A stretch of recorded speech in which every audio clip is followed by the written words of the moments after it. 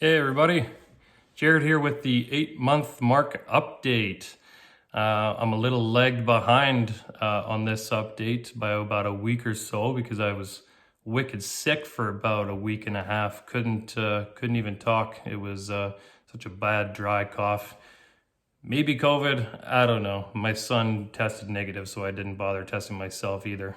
But let's go ahead and take a look at the Ooh, the 8-month mark here.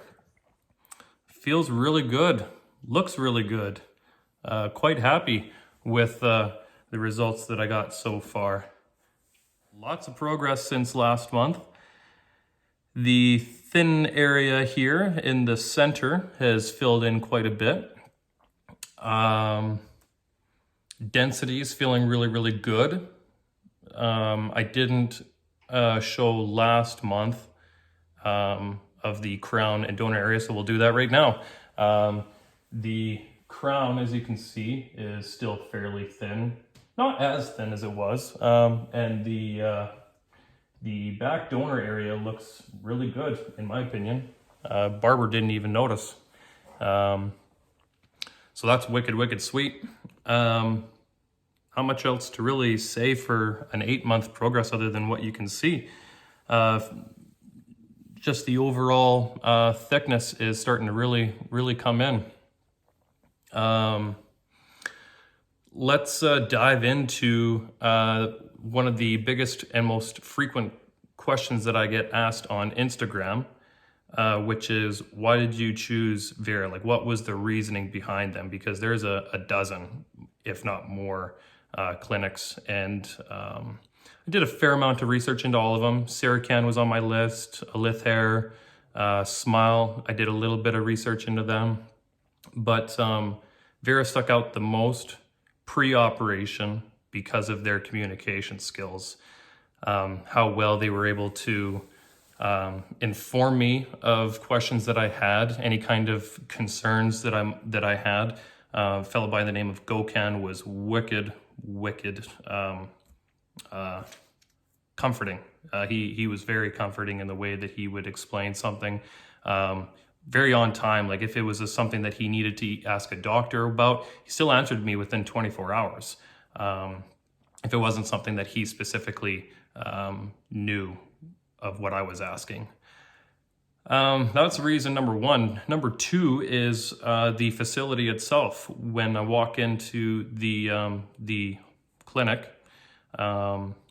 they right off the bat, they get you to step on this little plastic vacuum seal, which puts some plastic around your shoe so you're not tracking garbage into the facility. So that was just like, it's like the small simple things, like something like that says, hey, we want to keep our facility clean and we don't want to bring any kind of contaminants in.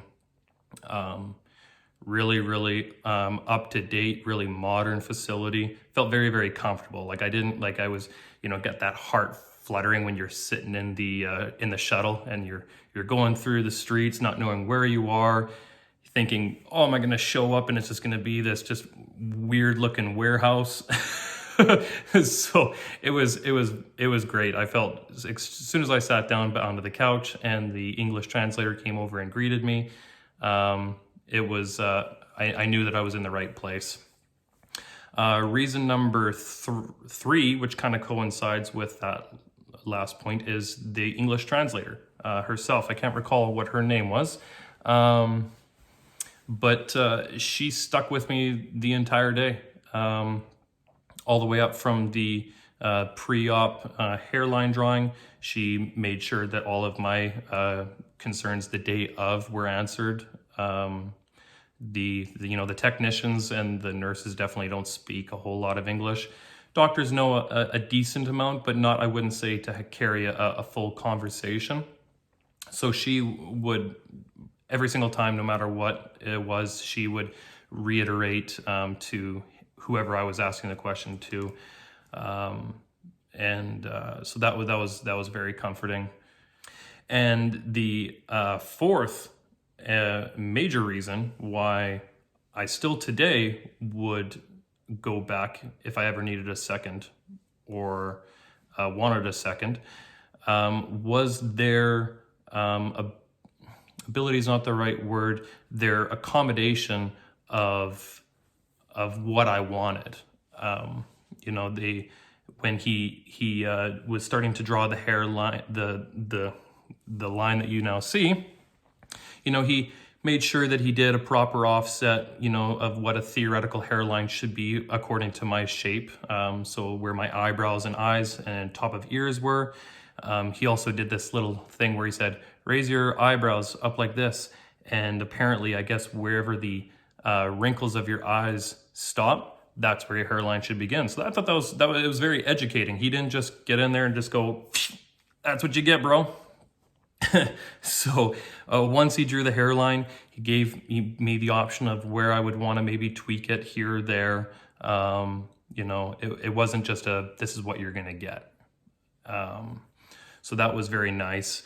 And the most accommodating portion of that, I would say, is when I expressed my concerns of very black and white. I didn't sugarcoat it. I said, hey, I'm coming in from Canada. I don't really plan to make another trip out to Turkey here in the near distant future. So let's spend as much time as possible. Take out as many grafts as you can. Like, I don't care if it's thin on the back of my head. I keep it relatively tapered, you know, short. I had a haircut a couple of weeks ago. So I said, you know, let's not worry so much about the crown, because if I have a conversation with somebody, they're not looking at my crown, they're looking me in the face. So let's focus as much as we can right here. And then if, you know, medicinal products can't bring the crown back and it really bothers me in 5 or 10 years, then maybe let's do it. And so he was like, yep, no, absolutely.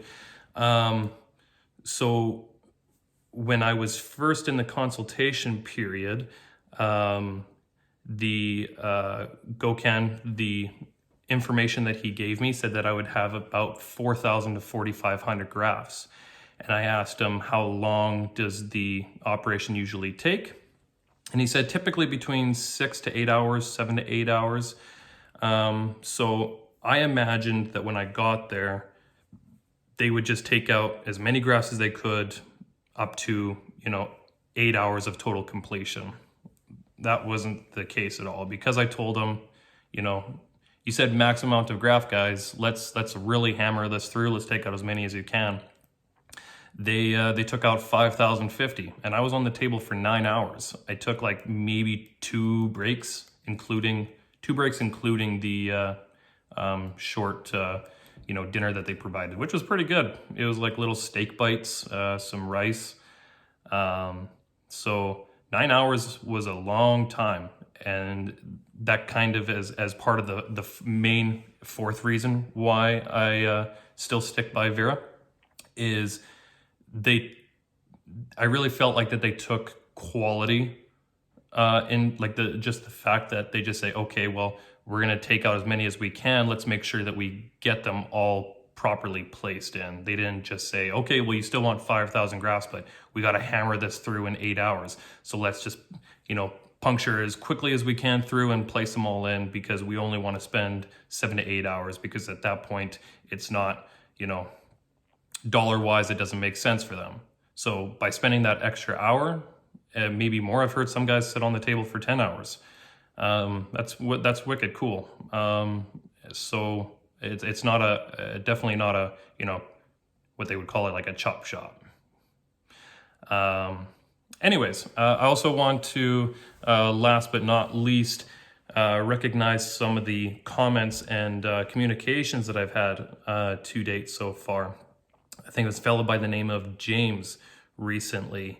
He commented and he said that, you know, there's such an overwhelming amount of positivity in this community, and I couldn't agree more, man. Like the outreach is crazy. I love it.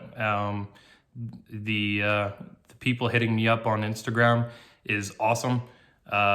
It's really no skin off my back. No skin off my back, guys. To spend a little bit of extra time, have a conversation with you over messaging if you have any other kind of questions or concerns that you just can't quite describe in a YouTube comment.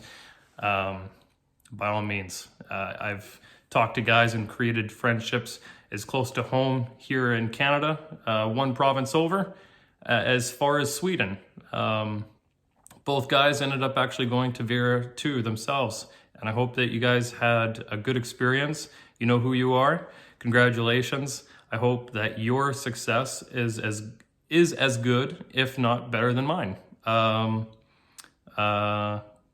sure we're going to keep contact as well, and we have been, which is awesome. Yeah, it's quite the community out there. If you have any other questions, again, feel free, hit me up on messaging. And if you want to contact the clinic for your own hair transplant or just want some other questions answered by the clinic themselves, click the link below. Get yourself hooked up with somebody on WhatsApp and see what they can come up with for you. Best of luck, everybody. Stay safe, stay healthy, and we'll catch you again on the next month. I will do a quick video tonight of what I make my little hair serum. It's a little homemade brew of some essential oils and some dioxin spray. I'm sure that's also contributed to the overall health and thickness of my hair. But yeah, I said I was going to make this video short and sweet. I didn't. I apologize. It was lengthy, but I felt like I had some pretty relevant things to discuss. So take care, everybody. We'll see you soon.